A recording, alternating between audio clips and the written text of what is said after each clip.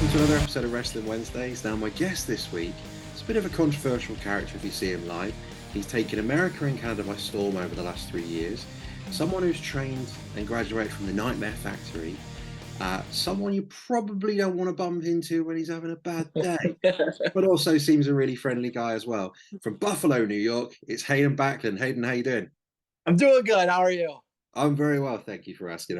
As I said 2 minutes ago, I really appreciate you giving me your time for this. I've noticed your work online, and I just think it's really exciting seeing your career develop. And the cool thing about YouTube, when people put matches on there, is you can go back and forth between over the last 3 years and see how you're developing. So it's been quite fun, and that's why it's a great opportunity just to kind of find out a bit more about what makes you tick and sort of what your sort of plans are going forward. How's everything going recently? Obviously, I know we'll get into the AEW stuff, but you've been very busy, obviously. Everything going well? Yeah, no, it's just a matter of trying to wrestle as much as I can, get out there as much as I can, and, just stay active, just find opportunities. And if they're not there, kick the door in and take it anyway. That's cool. Yeah, great to hear. As I say, you seem very busy. There's like every single weekend, there's always something that you're sharing or doing. So it's great. I'm trying, man. I'm trying. Well, hopefully, there's plenty more people end up watching this, and they can get on the same train and support you. Obviously, there's. I want to sort of start by going back a little bit, if we can, to sort of your training. There's a couple of companies, obviously, you train with. One, I'll probably always say completely wrong. Grapplers Anonymous. I always struggle with the second word of that. Close enough. Yeah, and the Nightmare Factory. What was it like? What's the difference between the two trainings? So I've always put it like this. So my trainer originally when I came in was Mikey Arena at Grapplers Anonymous, and I walked in there my 18th birthday. But it was one of those things of I wasn't as committed as I needed to be, because it's tough to go learn how to get punched in the face and body slammed when you can stay home with the girlfriend or go out with the buddies.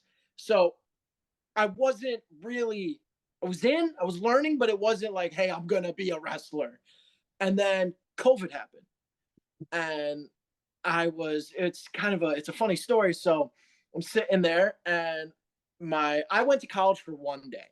I walked in and went, not for me. My parents were so mad. Oh my God, I'll never forget it. And I remember them being like, well, you're going to go to a different school or you're getting a full-time job. And I'm scrolling Twitter and I saw Nightmare Factory. And I was like, yeah, I'll throw a Hail Mary. And I threw an application in, and weeks later, I was about to go back to college, and I got Nightmare Factory. I was like, bye, I'm gone. Because in America, in the New York shut down. New York did not mess around at all. Where in Georgia, in the South, they were still running. Things were much more frequent. So I could go and get trained. And it almost felt like an excuse to be like, I don't have to go to college. So the difference in training, what I would say is, Nightmare Factory is some of the most elite level, perfects you for TV, makes you understand things. Cody Rhodes said things to me is like, you'll understand this down the road. That I'll be driving back from a show and I'm like, that's what he meant. Like certain aspects like that. QT is on fundamentals, one of the most incredible trainers there is. So Nightmare Factory was great to, all right, now you're trained, now go wrestle. Had me ready the second I walked out, and really perfected the fundamentals and how to wrestle on TV. Grapplers taught me how to deal with people, if you know what I mean. Like, grapplers will teach you how not to get robbed. Grapplers will teach you when it's, we got to throw punches. Like that difference of, like, I don't want to say corporate training to like the difference of like a factory compared to you go in and it's a hole in the wall gym that it is like, we're hustling. So it's just different mindsets, different levels of approaches in wrestling. I would say that's the difference. Nice. Well, it seems that you've taken parts of both of them into your, I would say, character. It's kind of you, but it's your character. It's tough because like I've had a promoter come up to me and be like, "What's your gimmick?" What do you mean? Like, that's the person in the ring is the same person you're going to see walking down the street. It's not, I've always had the approach of wrestling's better when it feels real. So why not be real all the time?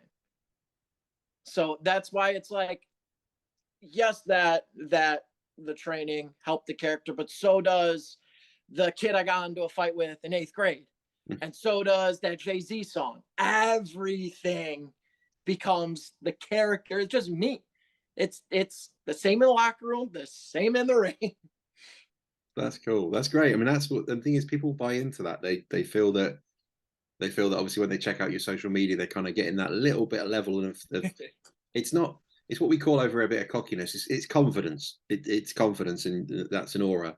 But it's that nice thing that you can lean into, where you can wind someone up and make it like, oh, I'm being really cocky, or you can take it as, I'm just really confident. I'm a really strong person, and that's the way it is. So you've got plenty of range there, which is great. So you don't need anything else on top of that. Thank you. My views on it was always, if I don't believe in myself, no one else is gonna.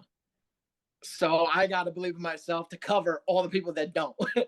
So. Well, before we leave your training, obviously there's a great video online that people can watch on YouTube with the Nightmare Factory, where they show a collection of matches, which is obviously one of them is included with yours.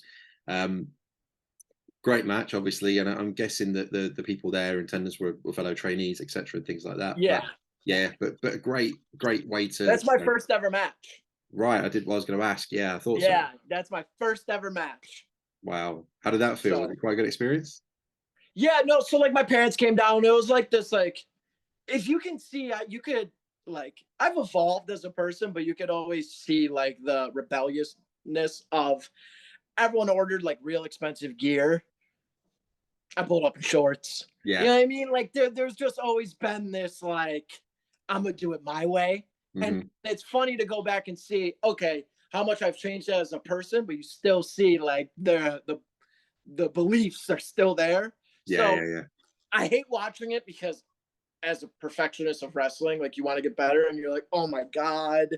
When you watch, like, I threw a clothesline like a rainbow one time, I'm like, oh. But it is, it's a weird thing to be able to say your first match has hundreds of thousands of views. Yeah. But I guess, why not? It's badass. It's pretty cool. And I was going to ask you about your finishing move that at the time you called the Bloodline. It's very remiss to the Bob Backlund chicken wing. Is that kind of what you were going for? So that's what we went for. And it's funny. I think I lost the trademark right to the Bloodline. I don't think I'm going to be winning that battle. So they've done better with it. They can have the term the Bloodline. Yeah, no, it's the tough thing with the Bob Backlund stuff. It's, you want to lean in and you also want to be your own person. Yeah. So I got a lot of people to bite with the chicken wing, if you, no pun intended. Yeah. But I like that. Like, a lot of people went, oh, Backlund, oh, he's doing the chicken wing. But after that, I felt like people were like, oh, you should do the crazy Bob stuff, and you should make people say the president. And it's like, that's Bob. I'm a Backlund, but that's Bob. Yeah. I'm Hayden. So it was a nod and hey, look, I'm on the scene now. But it was this thing of like, I don't know if I want to make this mine. So every time they win, they just think of Bob Backlund. Yeah. Like, you know, so. A good way, a good little, like you say, a nod to the history, showing that you know the industry, so people can respect you. That the fact that you're not just an upstart that doesn't know anything about wrestling, and you're like, oh, I'm just going to do it anyway. It shows that, yeah, I know there's a connection there. I know you're going to get it with the name, but like, you know, that's it. Now let me do my own thing. But no, it was really cool. I thought it was a really nice way of putting some respect into the move. I thought it was really cool. Thank you. Last thing I'll ask you about is, obviously you would have spent a lot of time with Cody then, who is on fire at the moment. A lot of time. Yeah. Have you watched the WWE documentary on him and have on how that was? I'm based in Buffalo, but a lot of the Nightmare Factory kids, when I was living in Atlanta, of course I was there, so I moved back home to Buffalo, but they got to all go to the premiere and I was so jealous. They did a premiere at a theater like 2 weeks before, and you'll see some photos, like Cody posted some stuff, so I could have went to that. That's I watched it the day of, but everyone already told me how it went, so I was a little jealous, and I was jealous. So There you go. There's your story to go back in there as a heel at some point now, Yeah, I get owe your them. revenge. Go back to Atlanta. What was Yeah. Cody like to spend time with? He comes across as a really insightful person, like you mentioned earlier. It's cool because like when you get to know him, he's like one of the bros. Like he's a cool dude. It's not there's never you would think a lot of times, and I've done seminars with certain people that I guess you could say this, where it's almost like they're looking down on you in their aspect of what they've accomplished in the industry. Cody doesn't. Cody is so helpful and insightful and tries to be up to date with the times so much that it's not. Cody always said, like, he's said some sayings that I always think about, like, wrestling's ice cream. Everyone has a different flavor they like. You know what I mean? Just because, like, you don't like that doesn't mean it doesn't work. And I try to find that sometimes when I'm like watching wrestling, like, what the hell are they doing? And then they cheer, and I'm like, all right, Cody, all right, you're right. Or certain things of it's such an incredible experience. It's so nice to be able to say you walk in and you see what the 1% of this industry do. Like it to make try and relate it like picking up a basketball for the first time and you get to watch Michael Jordan play. You know, it's you see how you train, you see how you move in the ring, you see how you think, you see how you do a lot of the things that maybe fans don't understand is the certain things that you don't think of going into wrestling of when you get your spray tan so it looks good on TV, what workout to hit the day before you're on TV, how what to drink so you're like you know what I mean, just those things you don't think of outside of headlock, takeover, drop kick. There's certain things that like oh, put this oil on if you want to look good. The aesthetics he perfected, his knowledge, just it's the more you were around him, even if you weren't talking, you were learning. So that's why it was always an incredible experience. That's really cool. Great to hear, and it's you know, it explains a lot of why he's you know at the level he's at again. You know, where he's just taken everything over. It's not surprising. It's no, not. no. And eventually, obviously, down the line, we'll end up seeing you two compete. I'm sure. So Hopefully, yeah, I would like that. A yeah, the little real Anakin nightmare. Obi-Wan, you Yeah, know, I like yeah. that. Especially because he's involved in a bloodline storyline. You know, at WrestleMania and everything recently. You know, technically, he's defending your name, defending your honor. Exactly. He I was failed. there. That was something. Yeah, I was there. Yeah. LA. I thought we had him. I thought we had him. he'll bring it But home. He'll bring it home. Don't you worry. Um, hopefully. so there was something really creative that you did recently with Destiny Wrestling. I think it was Destiny Wrestling. Whereas instead of a match in a ring or That was a venue, something. you had a street fight in a bar against Sabotage. I'm really curious. It's a great watch. We'll put the link on this, obviously. I won't spoil the ending or anything for anyone in case they want to get involved properly. But what was that like to work on, and what was that like to? So that's a good question. I've been asked about this because this was a story. Um, so I was in a tag tournament. Also, I was working babyface. It was a weird, unique.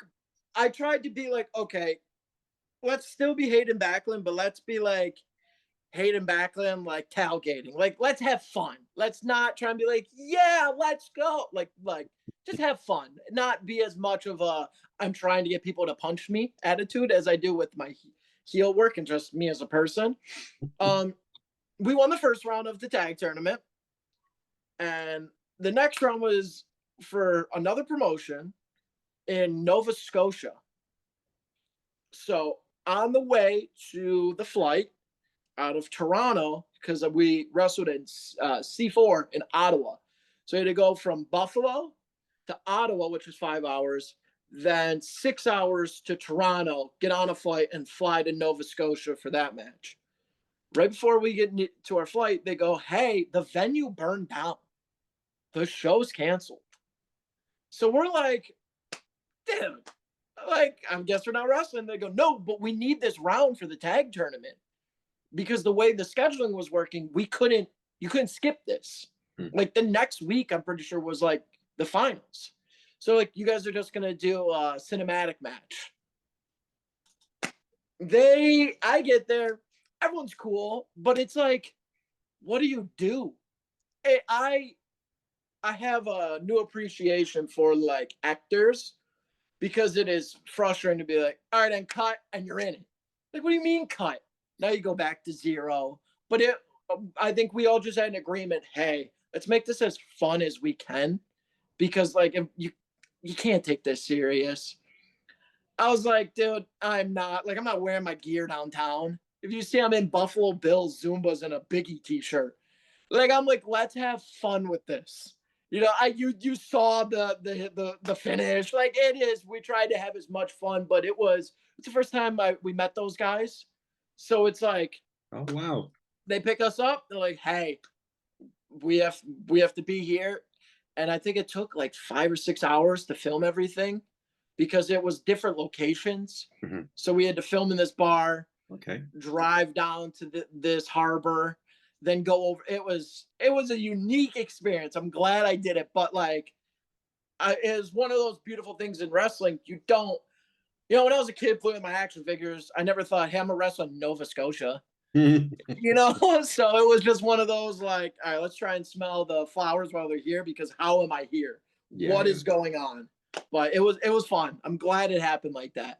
Yeah, it's a brilliant watch. I'd say we'll put the link on here because I just think it's a very unique take on a tag team match, and I think it's a brilliant story in it. We have this thing called we talked about it a lot in England with cricket. We play sledging, where they wind each other up and they sort of banter, between the two sides, where they pay insults to each other and bounce at each other. Mm-hmm. I thought you played that really well. Where at the start of the match, obviously you're every time you hit your opponent, you're trying to give him a little bit of an insult, or you're or something like that, and then obviously he attacks you back, and you're still trying to do it, even though every time he'll hit you, and you're like, yeah, and it's like it's brilliant. So it's worth watching. Just even hey, that's on the fly.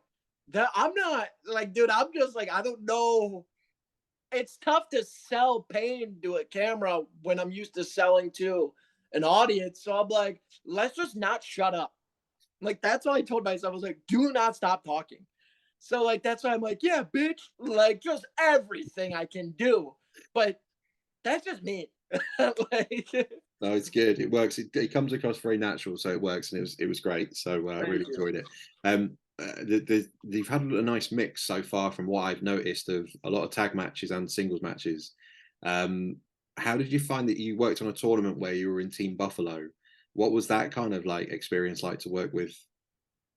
So you're talking the Invictus in New York City, Team Buffalo. Yeah. It was a nice. So it was 2 baby faces and me a heel, and it was like we all agreed it would not fit if I was just like another baby face. Like I'm just no. Like, all right, we're united because we're Buffalo. It was a nice experience because it got me connected with a bunch of other wrestlers.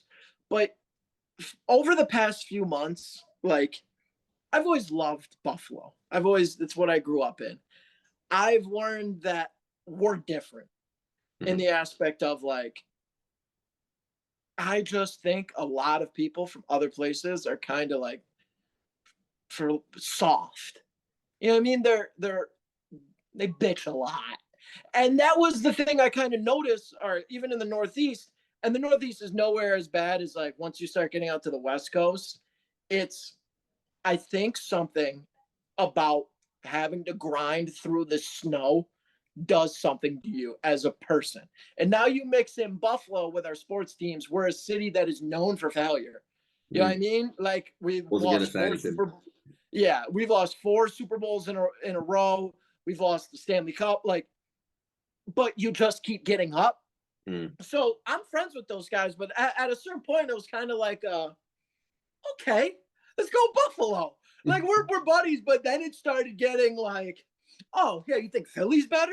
You think Philly's better? So, and that's something that I've noticed a lot recently, personally, and I've kind of been trying to lean into it on like more of a like what I've been doing a lot lately is coming out with like more hip hop t-shirts and like rap, because I'm like, maybe it feels more Buffalo to me than like you see everyone coming out in their gimmick t-shirt that they're trying to sell to you. Like, hey, buy my t-shirt. No one wants your stupid t-shirt.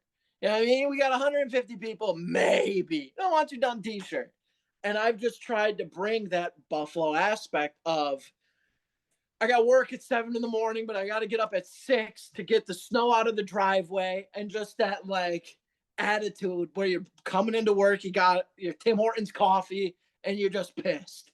You're just mad. You're mad to be up. You're mad at the day before it even started. You don't want to deal with anything. There's traffic. There's cars that are stuck in ditches because there's black ice. Just that like, damn, I don't want to be up right now. And I've tried to bring that attitude a little bit more on the indies. And that was maybe the first time I saw it because I came all the Josh Allen jerseys. They're like, all right, we're going to rep Buffalo. Awesome. But when I started talking to people and I started hearing their slang, yeah, I mean, I started like they're wearing their sports team jerseys. I got very like tribalism. Like, what do you think, Buffalo? Like, yo, you talking shit? You talking shit? Like, it got very into it. So it was a fun experience, but it started this thought process for me of like, okay, there's different styles of wrestling. I'm going to do something different, you know? And that's what I've been really trying to focus on. And I talk all the time. There's a good guy, if you could get him on, named Trip Jordy. He's a Nightmare Factory kid. I faced him a bunch of times. And I always discuss this with him of like, if you look at West Coast, I mean West Coast I'm talking America, the West, the Cali scene, all that. Yeah. Sorry if I'm going on a rant, but no, it's good. Good. This is what I wanted. Yeah, I've always felt like, for lack of it, I'll probably put in a promo one day. West Coast is just trying to do a Will Ospreay tribute match at all times. You know, that's what they're trying to do at all times. They're trying to steal their Kenny Okada. You know what I mean? Their springboard backflip, they land. Whoa, that bullshit. That's what they're trying to do. The South, they have no clue what's going on. If they make it to the ring, congratulations. You know what I mean? The South is rough. And then the Northeast is just a little bit more grittier. I think that's why you got ECW out of the Northeast.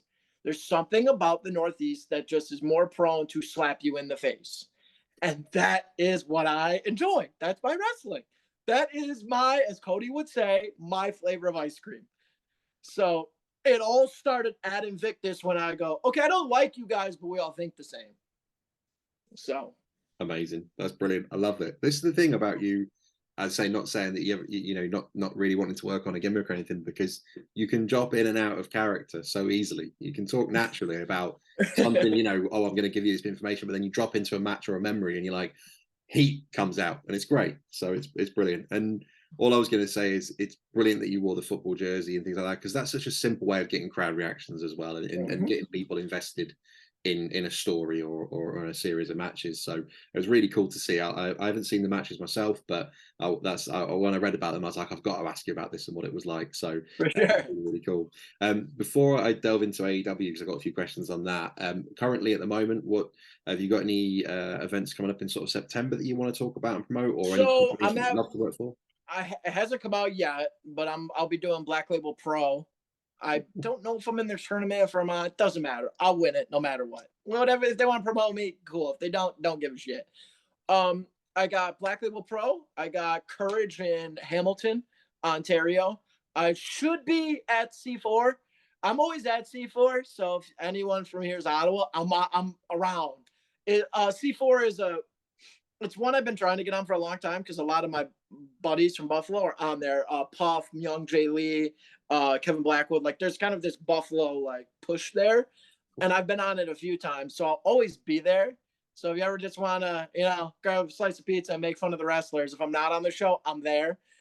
And then what else? Like, I got 5 Star Wrestling in Pennsylvania. If we got some people in Pennsylvania, it's the beautiful thing that I have found about my career and lack of being able to promote things. It's very much a on the spot type of thing. I don't know a lot of the times, so it sucks because like I'll see people be able to promote like, this is where I am this weekend, dude. I don't know. Like, sometimes it's a text like, hey, you want to go to the show? Shit, let's go. So if you're around, you might see me. Yeah. So that's my level of promoting. Just, you never know. You never know. And another good reason for people to give you a follow online and, you know, make sure they're on your, you know, your Instagram or however else they want to follow you. It's a great way to do it because you know, you are very active on there as I you know, try. I yeah, try. yeah. This and it's funny because you continue being you. That's all I'll say. I'll let people read your lines. I'm not going to spoil them. I'll let people read what you've written about being your mom's favorite wrestler. Yeah. We'll we'll leave that as where it is before I get into any more trouble with Americans tonight. So, as we spoke earlier, Nightmare Factory got you ready to work on TV, where so you obviously get an understanding of working for camera points and all the rest of it. AEW. I mean, what an experience this must be, and you must be doing something right because they keep having you back. Dude, How did right? that come about? So I think being a Nightmare Factory kid helps, especially during the Cody era. Really helped. To the aspect of my first ever match in front of live fans that were not worked fans, that were just fans, was against Miro. So my Wow. first time ever seeing fans and being like, oh shit, like they can boo or cheer if they want, was against Miro because I was coming off of COVID. It was coming off of, so that was an experience of great guy. He's so good at Miro that like I remember being in the ring and being like, feel bad for that guy. Oh, I'm that guy. You know what I mean? Like it was damn, I should have went to college feeling, you know, when I saw him walking towards me. But yeah, it was a great experience, but it was just like very fearful at that point because I didn't know how to really wrestle. I only knew how to get my ass kicked. Yeah. You know, I understood entry level wrestling school, but I hadn't gone out and messed up on the road yet. I haven't had this idea like, yo, this move is going to be sick and it's done. Like I hadn't gone out there and paid dues. So when you're in there and if you look at it, I'll say I look like a sack of shit. I look like a bowl of mashed potatoes. All right. I am rough looking. And it's funny to me now because I'm like, good. I was 19. I'm glad I wasn't my best self getting my ass kicked by Miro, you know, but it's this experience of I don't know how to swim and I'm in with sharks in the ocean.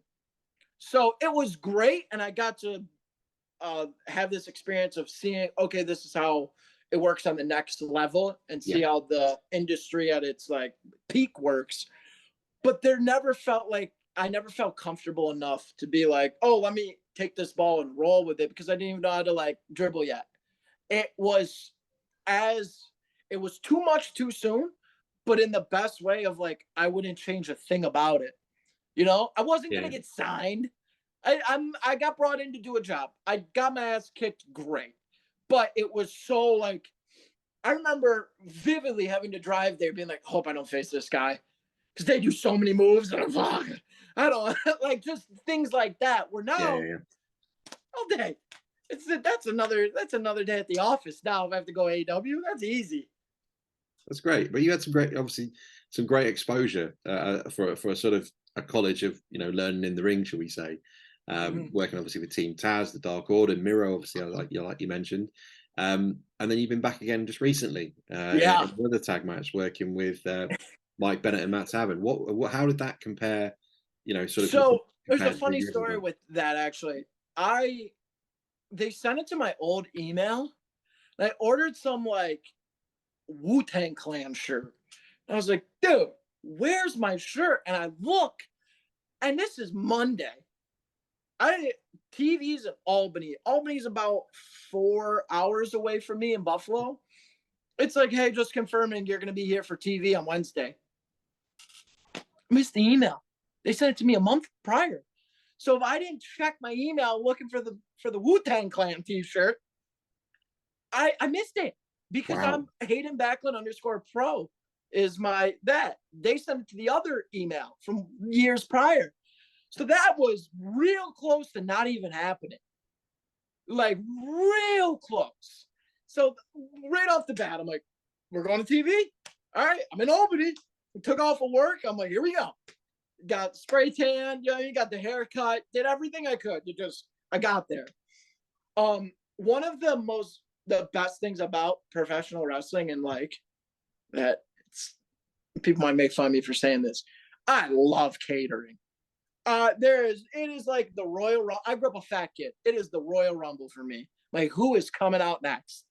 You know, dude, I'll come in there. They'll tell me, yeah, if we need you, I'm like, great, okay. And I walk down that hall like Goldberg to find catering. All right. So they told me, they're like, hey, you want to work tonight? I'm like, dude, of course.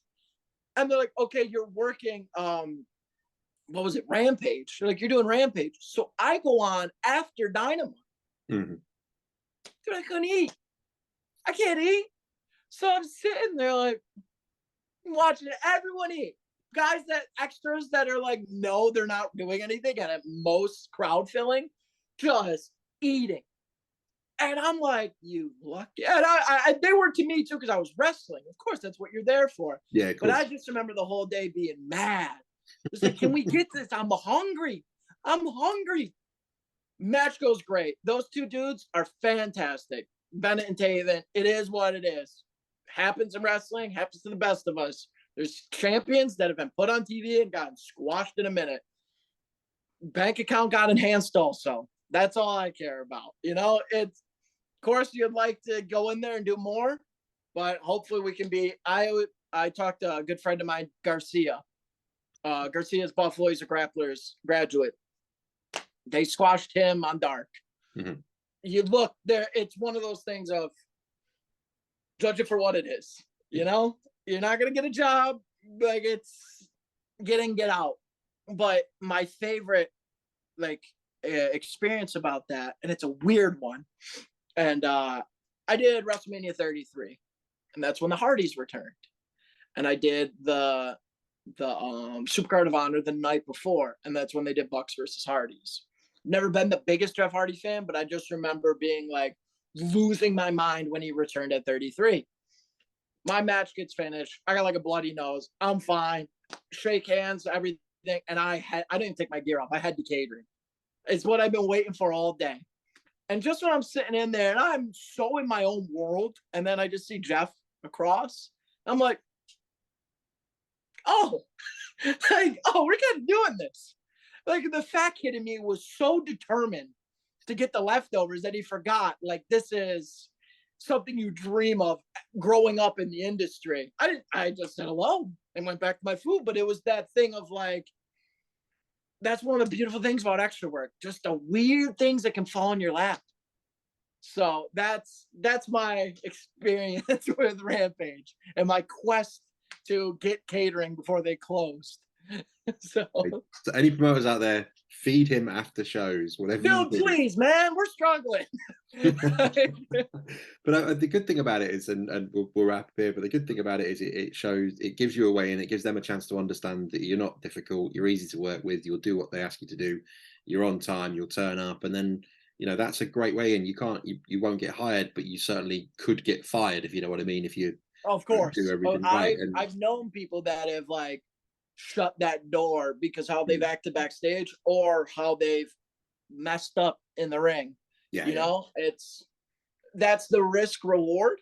Mm-hmm. Yeah, it's for me, it's always gonna be an aspect. I have so many friends in there of like higher spots. It's just an aspect of making a name.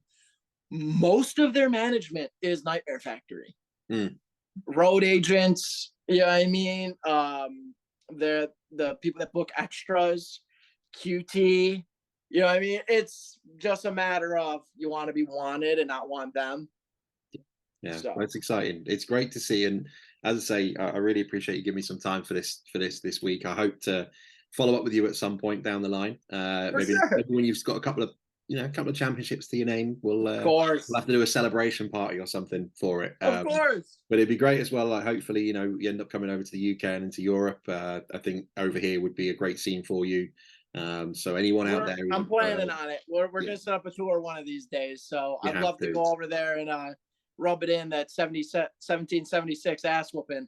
You know what I mean? As a good American boy. So yeah, we'll talk about some Boston tea parties or something. We'll get something. Yeah, something like it. Yeah, we can start here. But genuinely, honestly, it's a true pleasure chatting to you. And I wish you really, really well. Really excited to see where you go next. And obviously, get the chance. We'll put the links to all your social underneath this. Go and see Hayden if you can see him live. You won't be disappointed. Check out his socials, give him a follow, and if you're a promoter, drop him a message and get him on your show.